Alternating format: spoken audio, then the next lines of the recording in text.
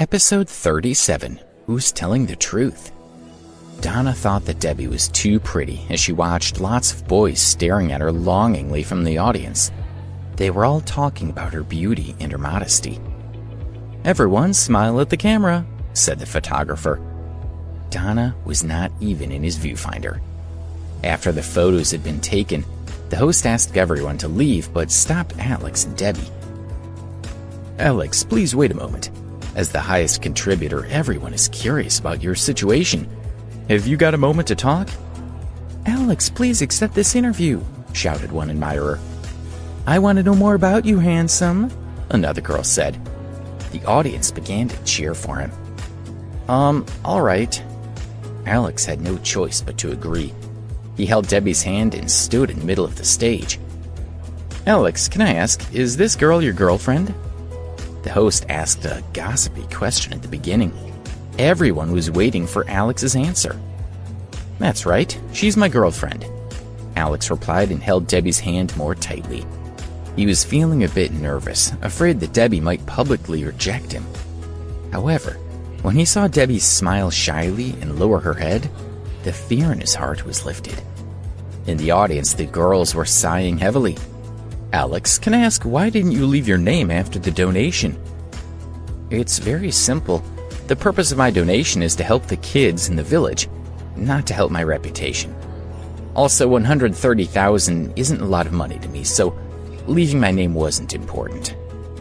After he said this, the girls in the audience burst into cheers of praise. One by one, they shouted Alex's name loudly. Each time he looked at them, they felt elated. "That's great. Please forgive me for being so bold, but you're so rich. Why don't you wear nicer clothes?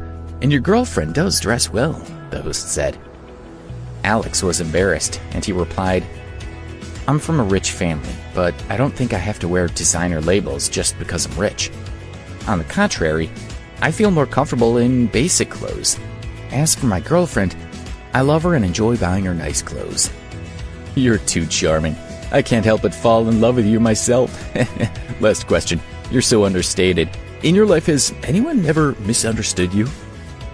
Alex's gaze fell on Donna and Darren, who were sitting in the audience.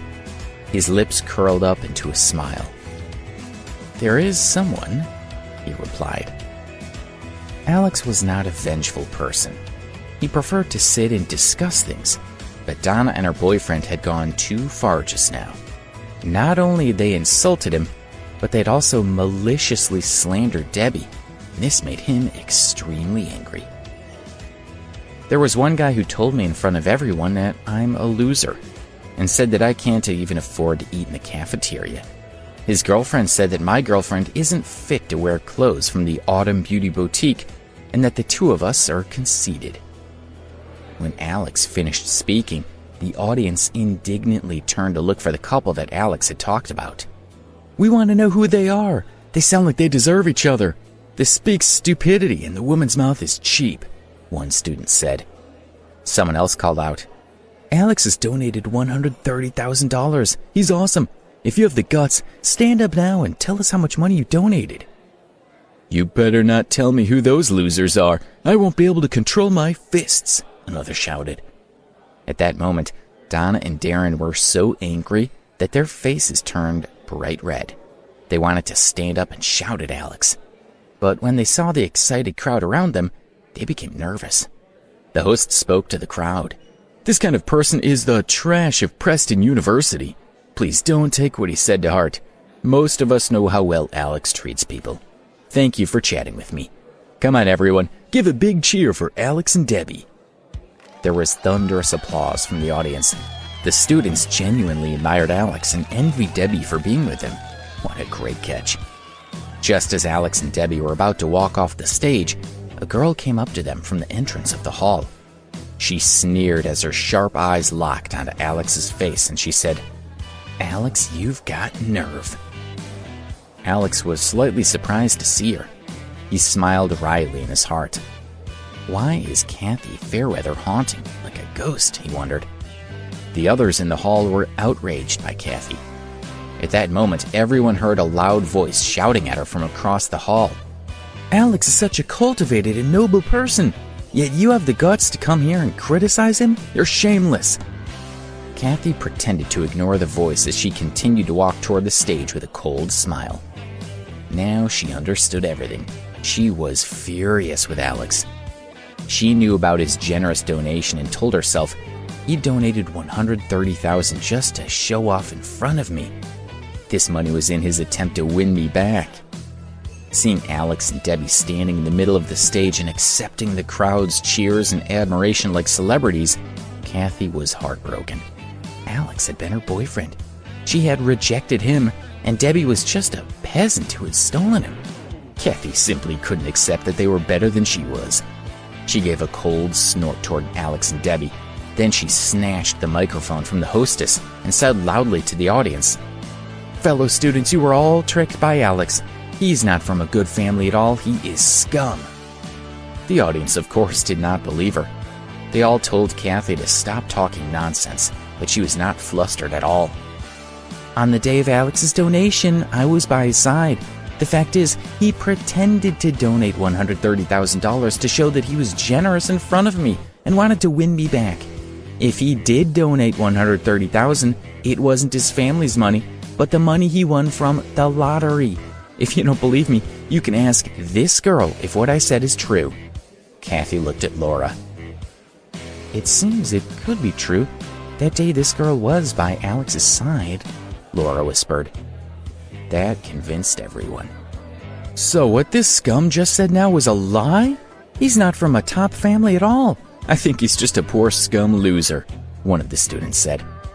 "So that's why he donated money, to impress beautiful women.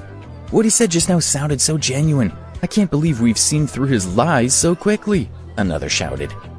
Another called out, "So he won the lottery. Look at his clothes, he looks like a beggar. If he had money, he would buy himself some decent clothes. He must be stupid, right?" Hearing everyone scolding Alex and Debbie, Kathy, Donna, and Darren felt very smug. "Can I just say something?" Alex calmly said to the audience.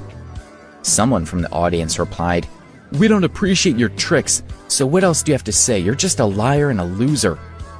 Kathy butted in. "Everyone listen to what this loser's going to say in case he claims we're bullying him." She knew that no matter what Alex said, it wouldn't change the situation.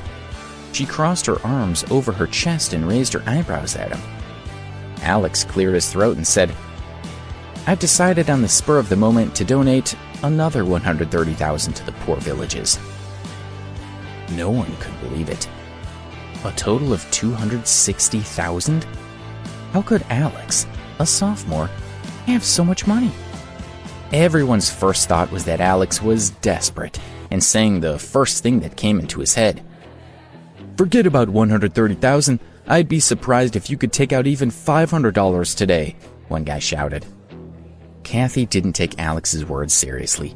She had already worked out that Alex couldn't have a cent left out of the $150,000 he had won.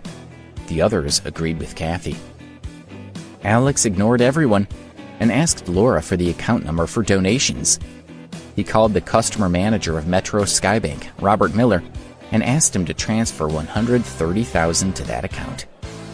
At that moment, a staff member rushed onto the stage and whispered a few words into the host's ear. The host's expression changed dramatically as he looked at Alex in surprise. "He did donate. Just now he transferred $130,000 to the school account. The donor is indeed Alex," the host said excitedly to the audience, his head shaking as he held the microphone. The audience looked at Alex like they were looking at a god. Although they were in the same hall as him, they felt that Alex was a person who was way out of their reach. "Alex, do you have any thoughts for us to share?" The host was holding the microphone attentively. Looking at Alex's handsome face, the women in the crowd couldn't help but want to kiss him.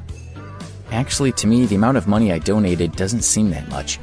I just hope that it can be used to help the kids in the village." Alex glanced at the stunned Kathy and continued, "Of course, I don't like it when people maliciously fabricate rumors about me and insult me." The audience burst into applause.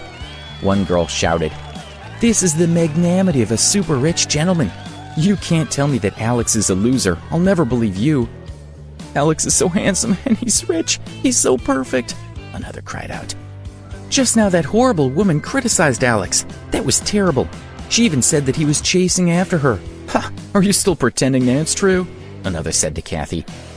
Now, Kathy had become the target of public criticism. A large number of girls rushed over, pulling at her hair and her clothes, leaving her in a miserable state as she was pushed out of the hall. Alex and Debbie had become celebrities and were surrounded by the crowd.